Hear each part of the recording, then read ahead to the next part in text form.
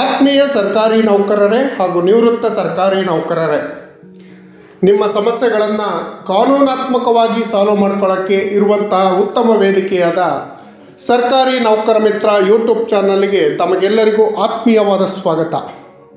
ಸ್ನೇಹಿತರೆ, ಭಾನುವಾರ ಹಾಲಿಡೇ ಇದೆ, ಫ್ರೀಯಾಗಿರ್ತೀರಿ. ಒಂದು 2ರಿಂದ 3 ನಿಮಿಷ ಫ್ರೀ ಮಾಡಿಕೊಂಡು ಈ ವಿಡಿಯೋ ನೋಡಿ. ನಿಮ್ಮೆಲ್ಲರಿಗೂ ತುಂಬ ಉಪಯುಕ್ತವಾದ ಮಾಹಿತಿ. ಸರ್ಕಾರಿ ನೌಕರರ ಪಾಲಿಗೆ ಮುಂದಿನ ವರ್ಷ ಅಂದರೆ 2024 ಬಹುಮುಖ್ಯವಾದ ವರ್ಷ.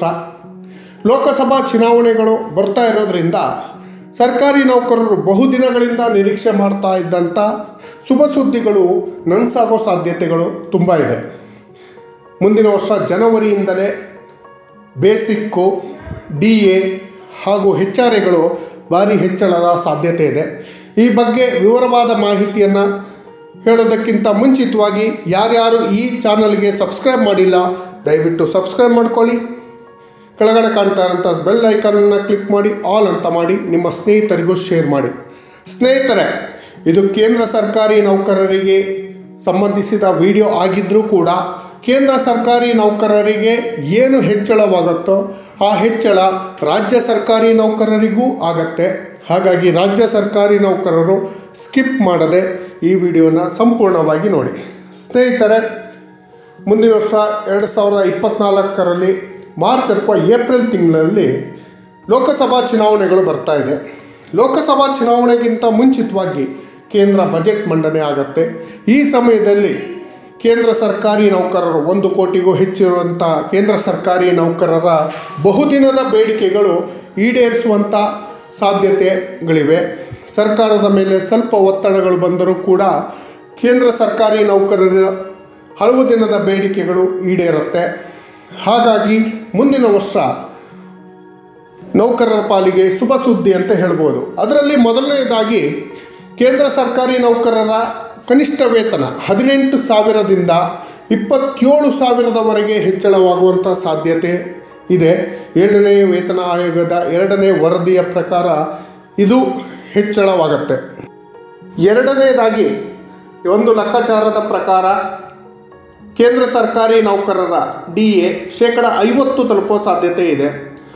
ಜುಲೈನಲ್ಲಿ ತುಟ್ಟಿ ಭತ್ಯೆ 4% ಏರಿಕೆ ಆಗಿತ್ತು. ಹೀಗಾಗಿ ಕೇಂದ್ರ ಸರ್ಕಾರಿ ನೌಕರರ ಪ್ರಸ್ತುತ DA ದರ 46% ಇದೆ.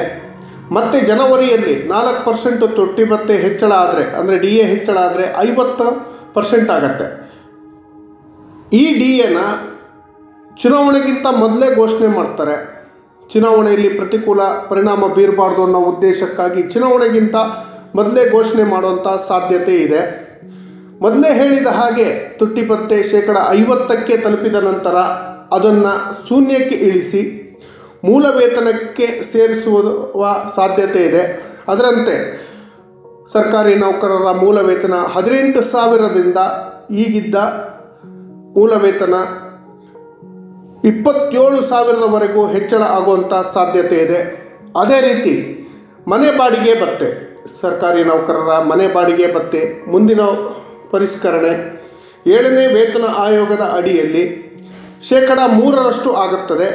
ಈಗಿನ ಗರಿಷ್ಠ ದರ 27% HRAಯಿಂದ 30% ಆಗೋ ಸಾಧ್ಯತೆ ಇದೆ.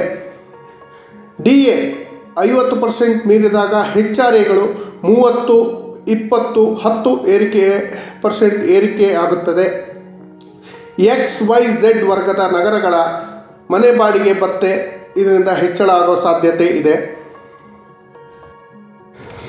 ಹೊಸ ವರ್ಷದ ಪ್ರಾರಂಭದೊಂದಿಗೆ ಮಾಸಿಕ ವೇತನ ದರದ ಆಧಾರದಲ್ಲಿ ಇನ್ಕ್ರಿಮೆಂಟ್ ಲಭ್ಯ ಆಗುತ್ತೆ. ಈ ತುಟ್ಟಿ ಭತ್ಯೆ ಹೆಚ್ಚಳದ ಲಾಭ 7ನೇ ವೇತನ ಆಯೋಗದ ಅಡಿಯಲ್ಲಿ ವೇತನ ಪಡೆಯುತ್ತಿರುವ 1 ಕೋಟಿಗೂ ಹೆಚ್ಚು ಕೇಂದ್ರ ಸರ್ಕಾರಿ ನೌಕರರಿಗೆ 1 ಕೋಟಿಗೂ ಹೆಚ್ಚು ನೌಕರರು ಹಾಗೂ ನಿವೃತ್ತ ನೌಕರರಿಗೆ ಈ ಹೆಚ್ಚಳದ ಲಾಭ ಸಿಗುತ್ತೆ.